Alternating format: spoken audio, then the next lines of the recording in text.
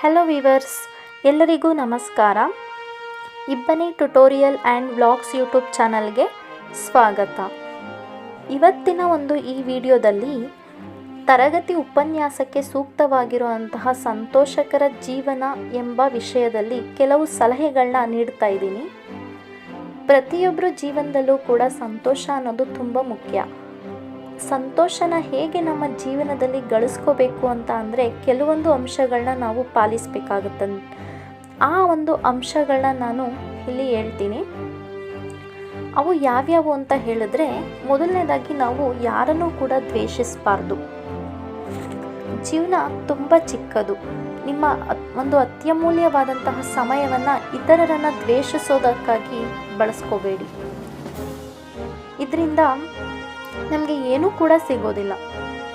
ನಂತರ ನಿಮ್ಮನ್ನು ಇತರರೊಂದಿಗೆ ಹೋಲಿಸಿಕೊಳ್ಳಬೇಡಿ. Don't compare to others. ನೀವು ನೀವಾಗೇ ಇರೋದನ್ನ ಕಲ್ತ್ಕೋಬೇಕಾಗತ್ತೆ. ಯಾಕಂತಂದರೆ ನಾವು ಯಾವತ್ತೂ ಕೂಡ ಬೇರೆಯವರಾಗಕ್ಕೆ ಪ್ರಯತ್ನಿಸಬಾರ್ದು. ನಿಮ್ಮಲ್ಲೂ ಕೂಡ ಒಂದು ಅದ್ಭುತ ಸಾಮರ್ಥ್ಯ, ಶಕ್ತಿ ಎಲ್ಲವೂ ಇದೆ. ಅದನ್ನು ನಾವು ಹುಡುಕೋಬೇಕಾಗುತ್ತೆ. ಅದು ಬಿಟ್ಟು ನಾವು ಇತರರ ಸಾಮರ್ಥ್ಯವನ್ನು ನೋಡಿ ನಮಗೆ ಆ ಸಾಮರ್ಥ್ಯ ಇಲ್ವಲ್ಲ ಅಂತ ಕೊರಗೋದ್ರಿಂದ ಯಾವುದೂ ಕೂಡ ಸರಿ ಹೋಗೋದಿಲ್ಲ. ಇದರಿಂದ ನಮ್ಮ ಸಂತೋಷ ಕೂಡ ಹಾಳಾಗುತ್ತೆ. ನಂತರ ಅತಿಯಾಗಿ ಚಿಂತಿಸಬೇಡಿ. ಅತಿಯಾಗಿ ಚಿಂತಿಸೋದ್ರಿಂದ ನಮ್ಮ ಮಾನಸಿಕ ಆರೋಗ್ಯ ಹದಗೆಡುತ್ತೆ. ಅಲ್ಲದೆ ಚಿಂತಿಸುವುದು ನಮ್ಮನ್ನು ಚಿತೆಗೆ ಕೂಡ ದೂಡುತ್ತದೆ ಎಂಬ ಮಾತು ಸತ್ಯವಾಗಿದೆ. ನಾವು ಚಿಂತಿಸದ ದಿನ ನಮ್ಮ ಜೀವನದ ಮೊದಲ ದಿನ ಆಗಿರುತ್ತೆ ಅಂತ ನಾನು ಭಾವಿಸ್ತೀನಿ. ನಂತರ ನಕಾರಾತ್ಮಕ ವ್ಯಕ್ತಿಗಳಿಂದ, ನಕಾರಾತ್ಮಕ ಚಿಂತನೆಗಳಿಂದ ಅಥವಾ ಮಾತುಗಳಿಂದ ದೂರ ಇರೋದಕ್ಕೆ ಪ್ರಯತ್ನಿಸಬೇಕು. ಕೆಲವೊಮ್ಮೆ ಈ ನಕಾರಾತ್ಮಕ ವ್ಯಕ್ತಿಗಳು ನಮ್ಮ ಜೊತೆಯಲ್ಲೇ ಇರ್ತಾರೆ. ಇವರು ನಮ್ಮ ಸ್ನೇಹಿತರಾಗಿರ್ಬೋದು ಅಥವಾ ಸಂಬಂಧಿಗಳಾಗಿರ್ಬೋದು. ಇವರಿಂದ ದೂರ ಇರಬೇಕು. ಯಾಕಂದರೆ ಇವರಿಂದ ಬರುವಂತಹ ಮಾತುಗಳು ನಮ್ಮಲ್ಲಿ ನಕಾರಾತ್ಮಕ ಚಿಂತನೆಯನ್ನೇ ಸೃಷ್ಟಿಸ್ತವೆ. ಆದ್ದರಿಂದ ಅವರಿಂದ ದೂರ ಇರೋದು ತುಂಬ ಉತ್ತಮ.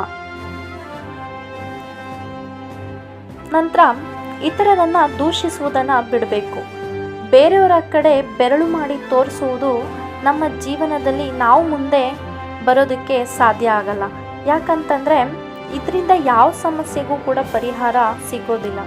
ಆದ್ದರಿಂದ ಸಮಸ್ಯೆಗೆ ಪರಿಹಾರ ಹುಡುಕೋದು ಉತ್ತಮ. ಅದನ್ನು ಬಿಟ್ಟು ಯಾರನ್ನೂ ಕೂಡ ದೂಷಿಸುವುದು ಸರಿಯಲ್ಲ. ನಂತರ ಭಾವನೆಗಳ ಮೇಲೆ ನಿಯಂತ್ರಣ ಇರಬೇಕು.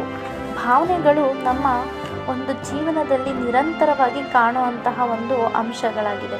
ನಮ್ಮ ಭಾವನೆಗಳ ಮೇಲೆ ನಿಯಂತ್ರಣ ಇಟ್ಕೊಂಡು ನಮ್ಮ ಮನಸ್ಸನ್ನು ಸ್ಥಿರವಾಗಿರಿಸ್ಕೊಳ್ಳೋದಕ್ಕೆ ಸಹಾಯ ಆಗುತ್ತೆ. ನಮ್ಮ ಭಾವನೆಗಳ ಮೇಲೆ ನಮಗೆ ಯಾವಾಗ ನಿಯಂತ್ರಣ ಇರೋದಿಲ್ವೋ ಆಗ ನಮ್ಮ ಮನಸ್ಸು ಚಂಚಲ ಆಗೋದಕ್ಕೆ ಆರಂಭ ಆಗುತ್ತೆ.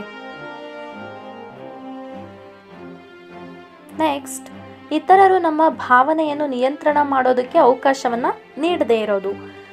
ಯಾವತ್ತೂ ಕೂಡ ನಮ್ಮ ಭಾವನೆಗಳ ಜೊತೆಗೆ ಇನ್ನೊಬ್ಬರು ಆಟ ಆಡೋದಕ್ಕೆ ನಾವು ಅವಕಾಶವನ್ನು ಕೊಡಬಾರ್ದು. ಹಾಗೆ ಅವರು ನಿಯಂತ್ರಣ ಮಾಡೋದಕ್ಕೂ ಅವಕಾಶವನ್ನು ಕೊಡಬಾರ್ದು.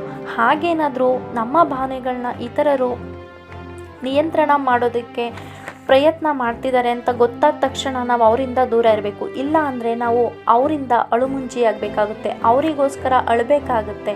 ಅದನ್ನು ನಾವು ಅರ್ಥ ಮಾಡ್ಕೋಬೇಕು. ನಂತರ ಎಷ್ಟೇ ಸುಖ ದುಃಖ ಇದ್ದರೂ ಕೂಡ ಸ್ಥಿರವಾದ ಮನಸ್ಸನ್ನು ಕಾಪಾಡ್ಕೊಳ್ಳೋದು ಅತಿ ಮುಖ್ಯ ಅಂತ ನಾನು ಭಾವಿಸ್ತೀನಿ. ಸೋತಾಗ ಕುಗ್ಗದೇ ಇರೋದು, ಗೆದ್ದಾಗ ಹಿಗ್ಗದೆ ಎಲ್ಲ ಸಂದರ್ಭದಲ್ಲೂ ಕೂಡ ಸಮಾನವಾಗಿ ಆ ಸನ್ನಿವೇಶವನ್ನು ಸ್ವೀಕರಿಸಬೇಕು. ನಂತರ ಅನಾವಶ್ಯಕ ವಿಷಯಕ್ಕೆ ತಲೆ ಕೆಡಿಸ್ಕೋಬಾರ್ದು. ನಮ್ಮ ಜೀವನದಲ್ಲಿ ಹಲವಾರು ವಿಷಯಗಳು ನಡೀತಾನೆ ಇರುತ್ತೆ. ಯಾವ ರೀತಿಯಲ್ಲೂ ಕೂಡ ಸಂಬಂಧ ಇಲ್ಲದೇ ಇರುವಂತಹ ಅನಾವಶ್ಯಕ ವಿಷಯಗಳಿಗೆ ನಾವು ಹೆಚ್ಚಾಗಿ ತಲೆ ಕೆಡಿಸ್ಕೊಳ್ದೇ ಇರೋದು ನಮಗೆ ಅತಿ ಉತ್ತಮ ಅಂತ ನಾನು ಹೇಳ್ತೀನಿ. ಅವುಗಳಿಗೆ ನಾವು ಹೆಚ್ಚಾಗಿ ಗಮನವನ್ನು ಕೊಡದೇ ಇರೋದು ಉತ್ತಮ. ನಂತರ ನಮ್ಮ ಜೀವನದಲ್ಲಿ ಯಾರು ನಿಜವಾದ ಸ್ನೇಹಿತರು ಎಂದು ತಿಳಿದುಕೊಳ್ಳೋದು. ನಮ್ಮನ್ನು ಹೆಚ್ಚು ಕಾಳಜಿ ಮಾಡೋರು, ಎಂದಿಗೂ ನಮ್ಮನ್ನು ಬಿಟ್ಕೊಡದವರು, ನಿಜವಾದ ಸ್ನೇಹಿತರನ್ನು ಗುರುತಿಸುವುದು ನಮಗೆ ತುಂಬ ಉತ್ತಮ ಆಗುತ್ತೆ. ಯಾಕಂದರೆ ನಮ್ಮ ಜೀವನದಲ್ಲಿ ನಿಜವಾದ ಸ್ನೇಹಿತರು ಯಾರು ಅಂತ ಕಂಡುಕೊಂಡ್ರೆ ಅವ್ರು ಯಾವತ್ತೂ ಕೂಡ ನಮ್ಮನ್ನು ಬಿಟ್ಕೊಡೋದಿಲ್ಲ. ಹಾಗೆ ಅವರಿಗೆ ನಾವು ಹೆಚ್ಚು ಸಮಯ ನೀಡೋದು ನಿಜವಾದ ಸಂತೋಷ ನೆಮ್ಮದಿಗೆ ಕಾರಣ ಆಗುತ್ತೆ. ನಂತರ ಯಾರಿಂದಲೂ ಕೂಡ ಏನನ್ನು ನಿರೀಕ್ಷಿಸಬಾರ್ದು. ಯಾವತ್ತೂ ಕೂಡ ಇತರರಿಂದ ನಿರೀಕ್ಷಿಸೋದು ಮನಸ್ಸಿಗೆ ಘಾಸಿ ಮಾಡುತ್ತೆ, ಅಲ್ಲದೆ ಯಾವುದೇ ಕಾರಣಕ್ಕೂ ಪ್ರತಿಫಲವನ್ನು ಅವರಿಂದ ನಿರೀಕ್ಷಿಸಬಾರ್ದು. ಇದು ನಮ್ಮ ಸಂತೋಷವನ್ನು ಹಾಳು ಮಾಡುತ್ತೆ ಹೊರತು ಯಾವತ್ತೂ ನಮ್ಮ ಸಂತೋಷವಾದ ಜೀವನ ನಡೆಸೋದಕ್ಕೆ ಸಾಧ್ಯ ಆಗೋದಿಲ್ಲ. ನಂತರ ಇತರರಿಗೆ ಸಹಾಯವನ್ನು ಮಾಡುವುದು. ಕೆಲವೊಮ್ಮೆ ಇತರರಿಗೆ ನಮ್ಮ ಕೈಲಾದ ಸಹಾಯವನ್ನು ಮಾಡೋದು ನಮ್ಮ ಮನಸ್ಸಿಗೆ ತೃಪ್ತಿ ಸಂತೋಷವನ್ನು ನೀಡುತ್ತೆ. ಹಾಗೆ ಅವರ ಮುಖದಲ್ಲಿ ನಗು ಕಂಡ ನಮ್ಮಲ್ಲೂ ಕೂಡ ಒಂದು ಆತ್ಮತೃಪ್ತಿಯನ್ನು ನಾವು ಕಾಣೋದಕ್ಕೆ ಇದು ಸಹಾಯ ಆಗುತ್ತೆ. ನಂತರ ಗುಡ್ ಹ್ಯಾಬಿಟ್ಸ್. ನಮ್ಮ ಜೀವನದಲ್ಲಿ ಹಲವಾರು ಗುಡ್ ಹ್ಯಾಬಿಟ್ಗಳನ್ನ ನಾವು ಒಳ್ಳೆಯ ಹವ್ಯಾಸಗಳನ್ನ ನಾವು ನಮ್ಮ ಜೀವನದಲ್ಲಿ ಅಳವಡಿಸ್ಕೋಬೇಕಾಗತ್ತೆ. ಯಾವ್ಯಾವುದಂತ ಹೇಳಿದರೆ ಬೇಗ ಎದ್ದೇಳೋದಾಗಿರ್ಬೋದು, ರಾತ್ರಿ ಬೇಗ ಮಲಗೋದಾಗಿರ್ಬೋದು ಒಂದು ಒಳ್ಳೆಯ ಅಭ್ಯಾಸ ಅಂತ ನಾನು ಹೇಳ್ತೀನಿ. ನೀವು ಬೆಳಿಗ್ಗೆ ಬೇಗ ಎದ್ದಾಗ ನಿಮ್ಮಲ್ಲಿ ಒಂದು ಸಕಾರಾತ್ಮಕವಾದ ವೈಬ್ರೇಷನ್ ಅನ್ನೋದು ಬರುತ್ತೆ, ಸಕಾರಾತ್ಮಕತೆ ಉಂಟಾಗುತ್ತೆ. ಮತ್ತು ಮಲಗುವ ಸಮಯ ಏಳುವ ಸಮಯ ಸಾತ್ವಿಕವಾಗಿರಬೇಕು. ಮತ್ತು ನಿಮಗೆ ಗೊತ್ತೇ ಇದೆ ಗುಡ್ ಹ್ಯಾಬಿಟ್ಸ್ ಅಂದರೆ ಯಾವ್ಯಾವುದಂತ. ಅದನ್ನೆಲ್ಲವನ್ನೂ ಕೂಡ ನಮ್ಮ ಜೀವನದಲ್ಲಿ ಅಳವಡಿಸ್ಕೊಳ್ಳೋದ್ರಿಂದ ನಮಗೆ ಶಾಂತಿಯ ಜೊತೆ ಸಂತೋಷ ಕೂಡ ಹೆಚ್ಚಾಗಿ ಸಿಗುತ್ತೆ. ನಂತರ ತಾಳ್ಮೆ ಮತ್ತು ಸ್ವೀಕರಿಸುವಂತಹ ಗುಣ. ಏನೇ ಬಂದರೂ ಕೂಡ ಶಾಂತವಾಗಿರಬೇಕು, ಎಲ್ಲವನ್ನು ಖುಷಿಯಾಗಿ ಸ್ವೀಕರಿಸಬೇಕು. ಇವಾಗ ಆಗಿದ್ದನ್ನು ನಾವು ಬದಲಾಯಿಸೋದಕ್ಕೆ ಆಗಲ್ಲ, ಆದರೆ ಮುಂದೆ ಆಗೋದನ್ನು ನಾವು ಬದಲಾಯಿಸ್ಬೋದು. ಅಂದರೆ ನಮ್ಮ ಇವತ್ತಿನ ಒಂದು ವರ್ತನೆ ಮುಂದಿನ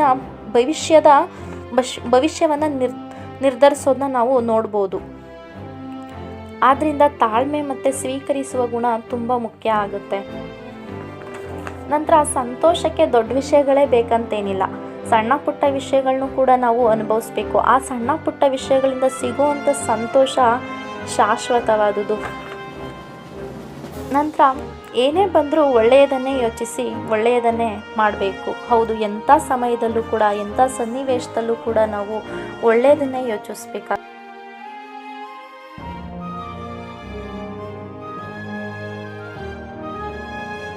ಹಾಗೆ ಒಳ್ಳೆಯದನ್ನೇ ಮಾಡಬೇಕಾಗುತ್ತೆ. ಇವೆಲ್ಲವನ್ನು ಕೂಡ ನಮ್ಮ ಜೀವನದಲ್ಲಿ ಅಳವಡಿಸ್ಕೊಳ್ಳೋದ್ರಿಂದ ನಮ್ಮ ಜೀವನ ಸಂತೋಷವಾಗಿ ನಡೆಸೋದನ್ನು ನಾವು ಸಾದರಪಡಿಸ್ಕೋಬೇಕಾಗುತ್ತೆ. ಯಾಕೆ ಅಂತಂದರೆ ಸಂತೋಷ ಅನ್ನೋದು ಎಲ್ಲೋ ಇಲ್ಲ,